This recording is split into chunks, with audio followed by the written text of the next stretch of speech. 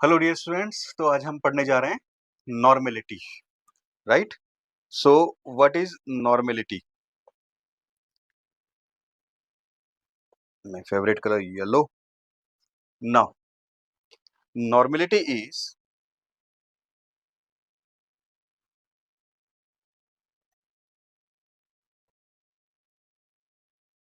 Denoted by capital N. Normality को हम किससे डिनोट करते हैं बेटा? कैपिटल एन से. अब हम इसको डिफाइन कैसे करेंगे कि number of gram equivalents of solute present in unit volume of solution in litre. Normality is number of gram equivalent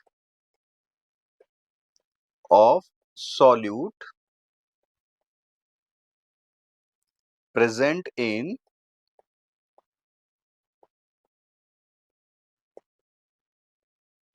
unit volume of solution, right?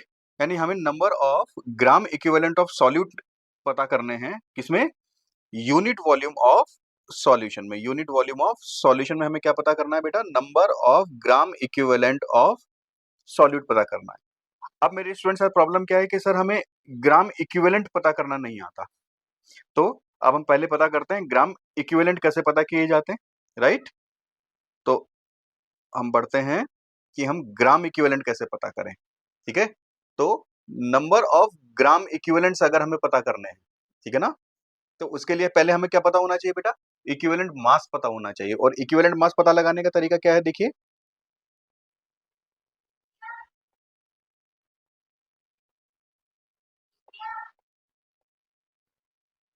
Equivalent mass is equals to molar mass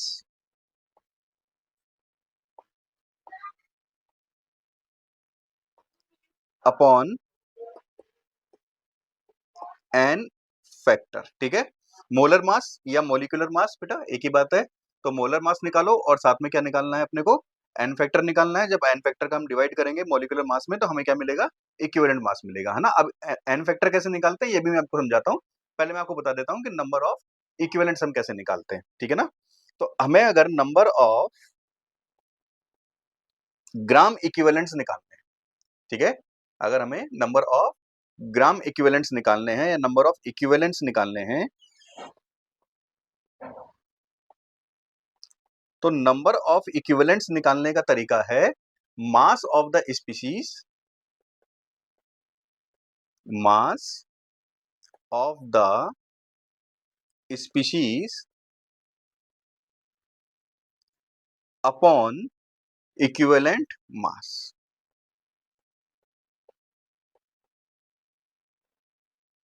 upon equivalent mass, right?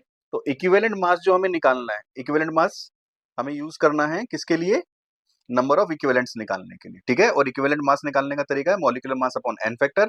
और जब हमें number of gram equivalents निकालने होंगे तो मास of the species upon equivalent mass. ठीक है, इसी formula को हम इस तरीके से भी लिख सकते हैं. देखिए,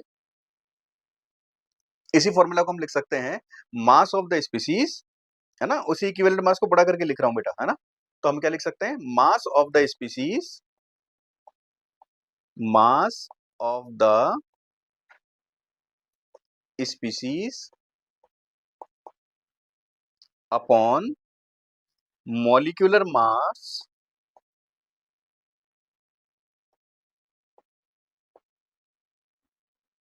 अपॉन एन फैक्टर. ठीक है, तो ये अपन ने इसको एकदम सिंपली क्या कर दिया? फॉर्मूला को डिराइव कर लिया. ठीक है, फॉर्मूला को एकदम सिंपल फॉर्म में कन्वर्ट कर दिया कि आप simply mass of the species रखिए पहले, और फिर क्या कीजिए?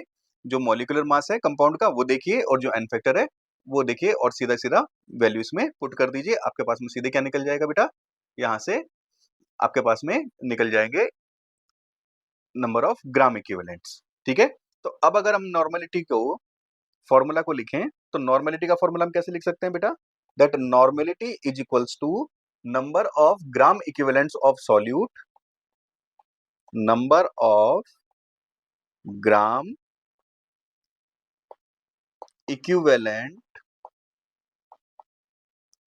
of solute upon volume of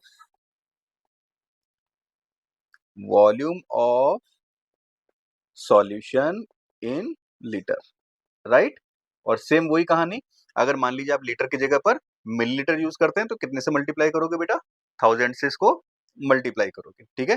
अच्छा, नॉर्मेलिटी अगर हम यूनिट देखते हैं बेटा, तो नॉर्मेलिटी यूनिट जो है हमारा, इस नॉर्मेलिटी यूनिट का जो बेस है, नॉर्मेलिटी यूनिट का जो हमारे पास में बेस है, ठीक है ना, वो बेस कैसा है बेटा, वॉल्यूम है, ठीक है ना, यानी ये वॉल्यूम बेस्ड यूनिट है। कैसा यूनिट है, it is a volume based unit, है ना। और पहले हम पढ़ चुके हैं बेटा कि जो भी कॉन्सेंट्रेशन यूनिट्स वॉल्यूम बेस्ड होते हैं, वो सारे कॉन्सेंट्रेशन यूनिट्स क्या होते हैं बेटा, टेम्परेचर डिपेंडेंट होते हैं, राइट। तो अब हम लिखें कि normality is a temperature dependent concentration unit, है ना। रीजन आप दे दोगे बेटा, क्योंकि ये कैसे बेस्ड है, वॉल्यूम बेस्ड यूनिट है। तो ये आपको नॉर्मेलिटी का फॉर्मूला क्या रखना है बेटा, लर्न रखना है, ठीक है। अब हम निकालते हैं एन फैक्टर, है ना, क्योंकि मेरे कुछ बच्चों को एन फैक्टर निकालने में प्रॉब्लम है, तो मैं आपको सिखाता हूं कि एन फैक्टर कैसे निकालते हैं, राइट। चलिए जी, तो हम बात करते हैं एन फैक्टर के बारे में कि एन फैक्टर क्या चीज होता है, ठीक है। अब देखो बेटा, एन फैक्टर मान लीजिए आप किसी ऑक्सीडाइजिंग या किसी रिड्यूसिंग एजेंट का निकालते हैं, ठीक है ना। पहला पॉइंट एन फैक्टर निकालने के लिए कि फॉर ऑक्सीडाइजिंग और रिड्यूसिंग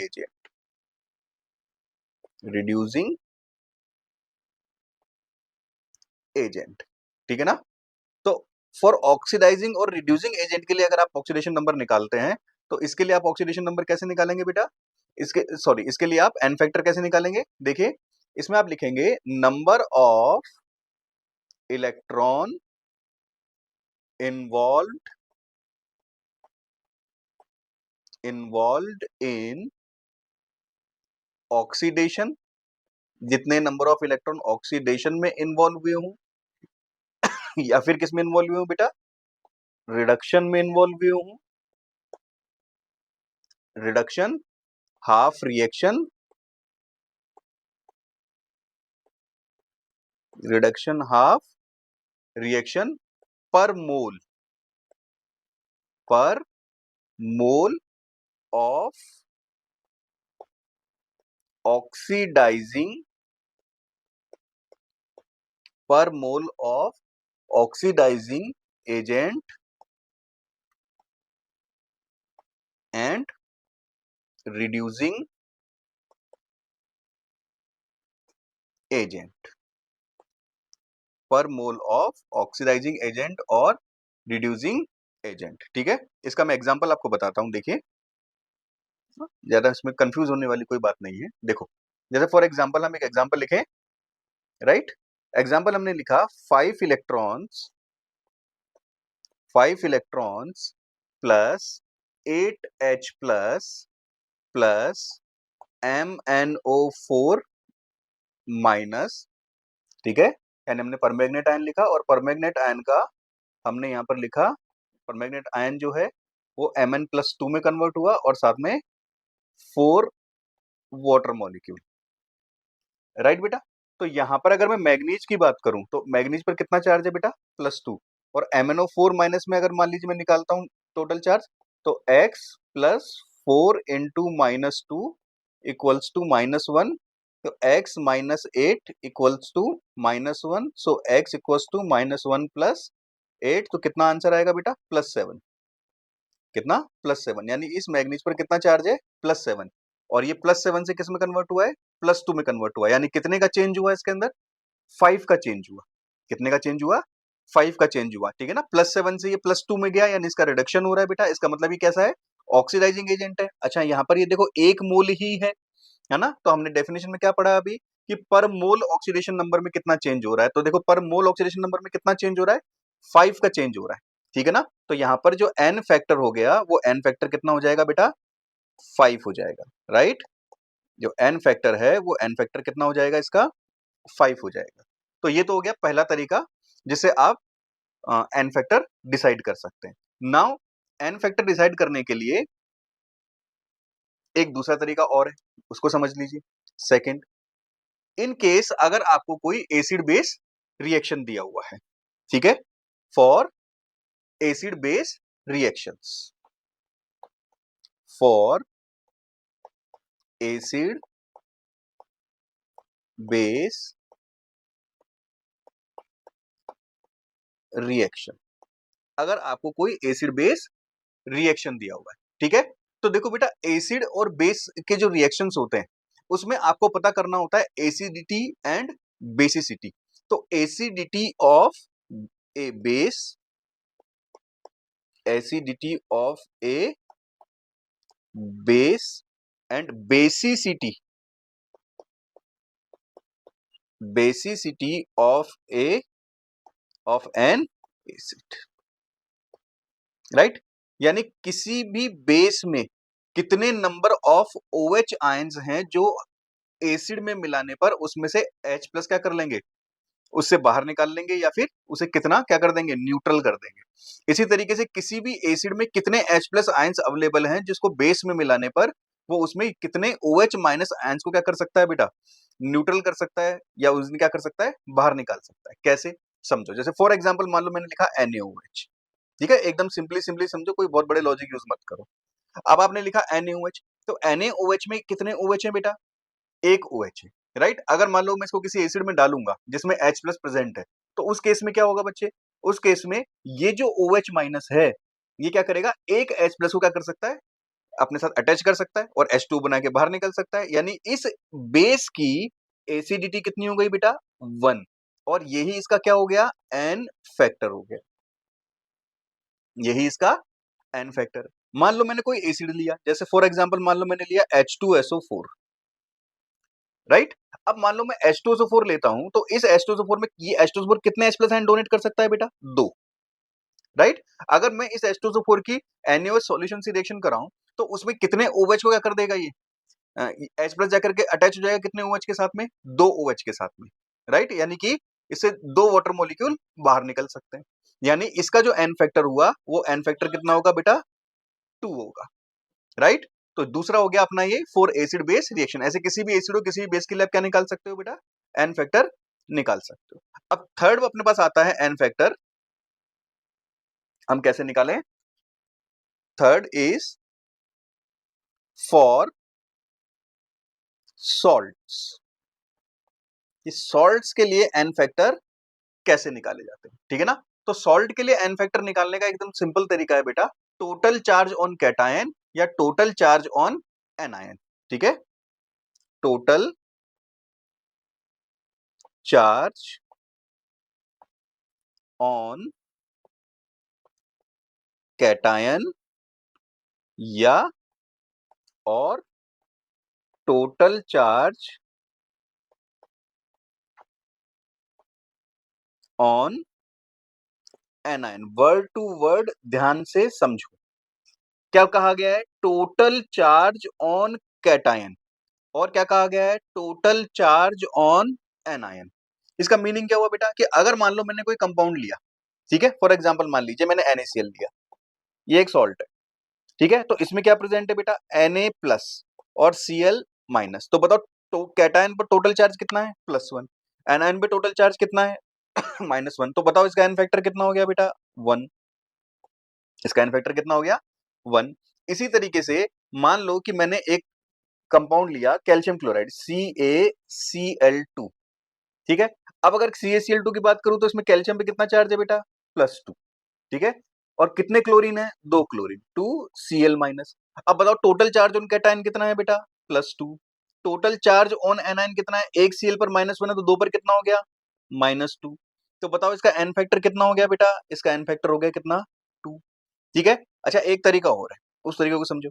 जैसे मान लो आपने क्या किया कि यहाँ पे देखो एक कैल्शियम है और 2 क्लोरीन है, तो इन दोनों को मल्टीप्लाई कर दो, इन दोनों को मल्टीप्लाई कर दो, 1 × 2, तो भी आपको सीधा आंसर मिल जाएगा एन फैक्टर का, कितना हो गया एन फैक्टर, 2, राइट, ठीक है। इसी तरीके से देखो और एग्जांपल लेते हैं।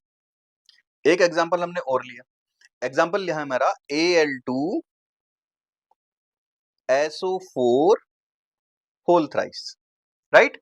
अब Al2SO4 होल थ्राइस का अभी मैंने बताया आपको, उस तरीके से आप क्या करो, सिंपल एक तरीके से करके देखो। कैसे करोगे, देखो कि आपने क्या किया, इन दोनों को मल्टीप्लाई कर लो, 2 × 3 कितना आंसर आ जाएगा बेटू, 6। तो इसका सीधा एन फैक्टर क्या निकाल सकते हो, 6 निकाल सकते हो कि सर इसका 6 जो है वो एन फैक्टर है, एन फैक्टर। अच्छा एक तरीका और क्या है बेटा, उसको समझो। एक तरीका ये है कि आप इस कंपाउंड को देखो, इसमें क्या है, 2 एल्यूमिनियम प्रेजेंट है, 2Al+3 आयन, और सल्फेट कितने हैं बेटा, 3SO4-2 आयन है। अच्छा बताओ टोटल चार्ज ऑन कैटायन कितना हुआ, एक एल्यूमिनियम पे +3 है तो 2 पे कितना हो जाएगा बताओ, +6, right. Total charge on A9 बताओ कि एक सल्फेट पर कितना है, -2 है तो 3 पर कितना हो जाएगा, -6। तो बताओ टोटल चार्ज ऑन कैटायन भी 6 है, टोटल चार्ज ऑफ एनाइन भी कितना है बेटा, 6 है, तो भी एन फैक्टर कितना हो जाएगा बेटू, 6 हो जाएगा। सिंपल है ना, ठीक है। और अगर जल्दी से पता करना चाहते हो तो इन दोनों नंबर को क्या कर लो बेटा, मल्टीप्लाई कर लो। इन दोनों नंबर को मल्टीप्लाई करोगे तो भी सीधे क्या निकाल पाओगे, एन फैक्टर निकाल पाओगे, राइट। तो एन फैक्टर अगर आप निकालना सीख गए तो अब आप नॉर्मेलिटी बिल्कुल आराम से निकाल सकते हो। तो अब नॉर्मेलिटी को हम कैसे निकालें बेटू, तो नॉर्मेलिटी निकालने का हमारा सिंपल तरीका क्या हुआ बताओ, नॉर्मेलिटी निकालने का हमारा सिंपल तरीका हुआ नंबर ऑफ ग्राम इक्विवेलेंट्स। और नंबर ऑफ ग्राम इक्विवेलेंट्स अब मेरे बच्चों को निकालने आते हैं, कैसे निकालेंगे नंबर ऑफ ग्राम इक्विवेलेंट्स, कि given mass of the species या given mass of the solute upon molecular mass, और मॉलिक्यूलर मास में किसका डिवाइड कर देना है, एन फैक्टर का डिवाइड कर देना है। उससे क्या निकल जाएगा बेटा, इक्विवेलेंट मास निकल जाएगा, ठीक है ना। यानी कि given mass upon equivalent mass, N factor का फॉर्मूला क्या, सॉरी नॉर्मेलिटी का फॉर्मूला क्या हुआ, given mass of solute upon equivalent mass, ठीक है। अगर इसको ग्राम में ले रहे हो तो इसे भी किस में ले लेना बेटा, ग्राम में ले लेना, in gram into volume of solution in ml। अगर ml में ले रहे हो तो कितने से मल्टीप्लाई कर लो इसको, 1000 से मल्टीप्लाई कर लो, ठीक है ना। और इसी फॉर्मूला को और अगर आपको क्या करना है, और इजी बनाना है बेटा, तो क्या करोगे सिंपली बताओ, आप लिखोगे that normality is equals to given mass of solute, given mass of solute upon molecular mass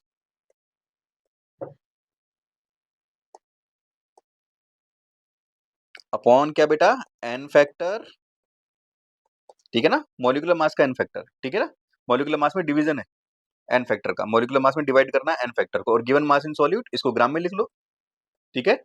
molecular mass भी किसमें ले लेना, ग्राम में, तो एन फैक्टर्स में डिवाइड कर लोगे तो इक्विवेलेंट मास बन जाएगा बेटा, है ना। और इसको मल्टीप्लाई कर लें नीचे किससे, volume of solution in ml से, और इसको 1000 से डिवाइड करेंगे तो 1000 कहाँ चला जाएगा, ऊपर चला जाएगा। तो ये बन गया मेरा नॉर्मेलिटी का फॉर्मूला। तो ये नॉर्मेलिटी का बड़ा वाला फॉर्मूला हो गया। अगर आपको कुछ भी मान लीजिए कहीं भी बिल्कुल भी आपको लर्निंग नहीं करना है, कुछ भी, और सिंपल क्या करना है, एक फॉर्मूला याद रखना है, तो आप नॉर्मेलिटी का ये फॉर्मूला याद रख लो। अब इसी को अपन देखें कि नॉर्मेलिटी का ये फॉर्मूला हमारा बन गया, ठीक है। नॉर्मेलिटी का दूसरा फॉर्मूला हमारा क्या है, given mass of the solute upon equivalent mass, ठीक है।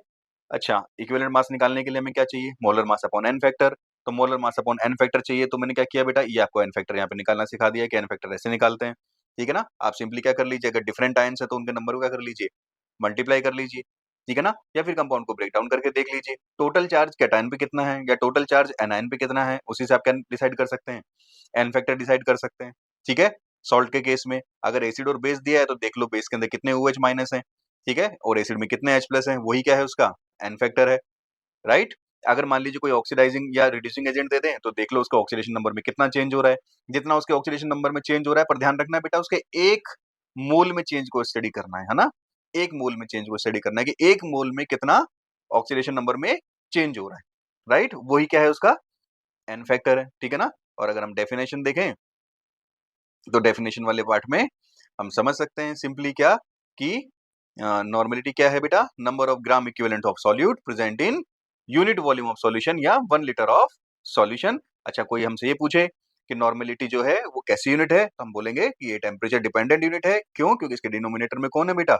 वॉल्यूम है, और वॉल्यूम टेम्परेचर से अफेक्ट होता है, ये हम पिछले वीडियोस में देख चुके हैं, राइट? तो इस तरीके से ये अपना जो टॉपिक है नॉर्मेलिटी, ये खत्म होता है। कल हम बात करेंगे कन्वर्जेंस की, ठीक है? और कल कन्वर्जन की बात करने के बाद हम करेंगे इसके न्यूमेरिकल्स, ठीक है? अच्छा, इस बार का आपने सीबीएसई का पेपर देखा होगा। सीबीएसई के पेपर में सीधे-सीधे इस बार बहुत कम क्वेश्चन पूछे गए। सारे क्वेश्चंस कैसे पूछे गए बेटा? कॉन्सेप्ट पर बेस्ड पूछे गए, ठीक है ना? कोई डायरेक्ट क्वेश्चन नहीं पूछा गया, है ना? तो थोड़ा-सा पढ़ते टाइम ये ध्यान रखें कि जो भी टॉपिक हम पढ़ रहे हैं, उस टॉपिक का कॉन्सेप्ट जो है वो क्या होना चाहिए, हमें एकदम क्लियर होना चाहिए, जिससे कि किसी भी टॉपिक को किसी भी तरह से तोड़-मरोड़ के पूछा जाए, तो उसका आंसर हम लिखने के में क्या हों बेटा? सक्षम हों। हम आसान से क्या कर पाएँ? हर एक क्वेश्चन का आंसर लिख पाएँ, राइट? तो मिलते हैं कल, और कल हम करते हैं कॉन्सेंट्रेशन यूनिट में कन्वर्जन की बातें, रिलेशंस की बातें, कि नॉर्मेलिटी मोलरिटी में क्या रिलेशन है, मोलैलिटी मोलरिटी मोलरिटी और मोलैलिटी में क्या रिलेशन है, ठीक है? मोल फ्रैक्शन और मोलैलिटी में क्या रिलेशन है, राइट? तो ये सारी चीजें, और एक डाइल्यूशन भी हम सीखें, है ना? कि इक्वेशन ऑफ डाइल्यूशन क्या है, ठीक है ना? कि किसी कंपाउंड को किसी कंपाउंड में मान लीजिए हमने बाहर से सॉल्वेंट मिलाया और उसको हम क्या कर रहे हैं? डाइल्यूट करने जा रहे हैं। तो उसकी मोलैरिटी पर क्या इफेक्ट पड़ता है, उसके नॉर्मेलिटी पे क्या इफेक्ट पड़ता है, ये वाली सारी चीजें भी हम सीखें, और फिर हम सीखेंगे इसके न्यूमेरिकल्स, ठीक है? तब तक के लिए आप इस टॉपिक को रिवाइज कीजिए, ओके? इसको अच्छे से अंडरस्टैंड कीजिए। कोई डाउट है तो कमेंट्स में मुझे पूछिए, ठीक है? मिलते हैं कल, बाय बाय। और प्लीज चैनल को सब्सक्राइब कीजिए, लाइक कीजिए, अपने फ्रेंड्स को लिंक भेजिए। Thank you, good bye.